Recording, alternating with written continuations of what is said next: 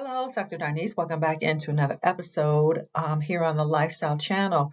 Hey, did you notice the outrage around Black women at rest and now Black women playing by our own rules? Okay, so ever since Black women have been on this good internet saying that, you know what, we're at rest. 92% of us tried to really help improve this nation, and we see how that turned out. So we're just going to be about our own business. Now we see Michelle Obama announcing that she is not going to participate in that man's inauguration. She is not going. Okay, so here comes the outrage of whiteness, the outrage of whiteness that says she's supposed to. Michelle said, I'm not going. I'm not going. I don't care. I'm not going. And she didn't offer any other statement about because I have to do this or that. No, she just made a statement for herself, right? She is playing by her own rules and choosing what she wants to do, choosing how she's going to spend her time. And she said, one thing I'm not going to do is show up at that man's inauguration. It was hard enough the first time when we had to do the exchange of power. It was hard enough. She said, I'm not doing it no more. Okay. Secondly, with Kamala, there's been this movement to punish her in some way, to somehow pull her down, right? And what we have seen from Kamala is she is enjoying her life. She has gone back into, you know, the embrace of her family. And don't you know this with Kamala? She about to make a whole bunch of money. She can make $1 million at a speaking gig. She's definitely going to write a book. She is within the embrace of her family right now. She is happy. She is smiling. She is doing what she wants to do. Okay, Black women playing by our own rules. Here's the thing. Whiteness doesn't like for Black people to make our own choices. White supremacy wants to control, dominate, police our very freedom, our bodies.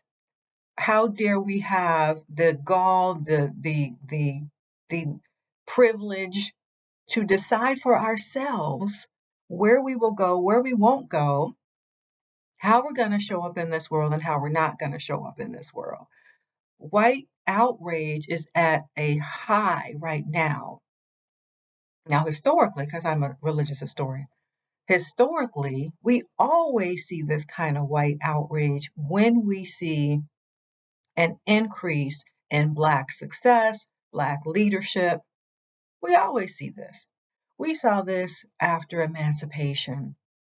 We saw this during Reconstruction, right? The white Southerners were so outraged that we had Black politicians. They were outraged, and they basically tore down the government to prevent Black people from staying in political leadership, right?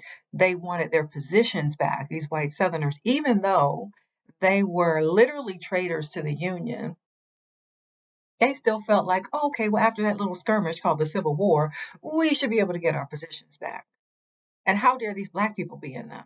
So we've seen this before. We've seen it's the desire to control Black bodies, to control, to limit Black agency, right? We should not have the power to decide for ourselves. And so what we see here is an attempt to shame or guilt or somehow malign Black women, especially Michelle Obama at the moment, because she has decided for herself, I am not going to that inauguration. Now, mind you, these are the same people. Their guy didn't go to Biden's administration inauguration. These are the same people, so their outrage is very clearly pointed at Black liberation, Black assertion of its own power, right? This anti-DEI phenomenon that we're experiencing, an anti-wokeness that we're experiencing, because this represents Black people achieving, Black people being in leadership, Black people living our own best lives. Whiteness really can't stand that.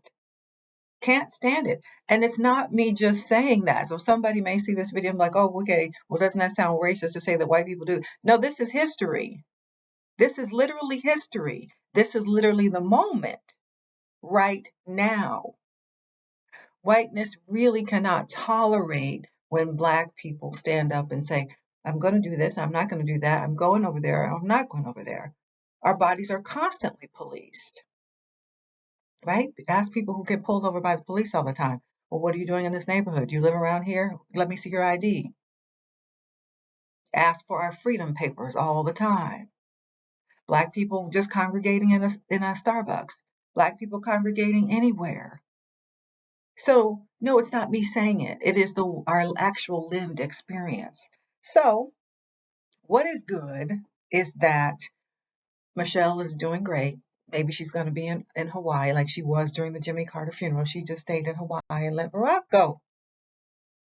So maybe she's going to be at their home in Hawaii. Maybe she's going to be at their home in Chicago. Maybe she's going to be at the spa doing whatever she wants to, because keep in mind, it's also Martin Luther King Jr. Day. So she might have her own plans, right? Whatever she's doing. If she's sitting in bed eating bonbons and watching Lifetime movies, that's up to her. And Kamala, we get pictures of her sitting around with her family, playing with her nieces, laughing and joking and eating the food she want to eat. Anyway, I just want to come out here and say, listen, it is really something when there is backlash against Black women for saying that I'm going to do this, I'm not going to do that, basically affirming our own agency. And it is not something that we're making up. There are plenty of videos, including my own, on this good YouTube, where the comment section is full of people challenging us, full of people challenging, how dare we say this? What about, from some white women? We have to show unity and sisterhood. Mm-mm. No, we tried that. We saw that movie. That didn't work out. Other women of color. Oh, but we have to be unified. Oh, no, we saw this movie already.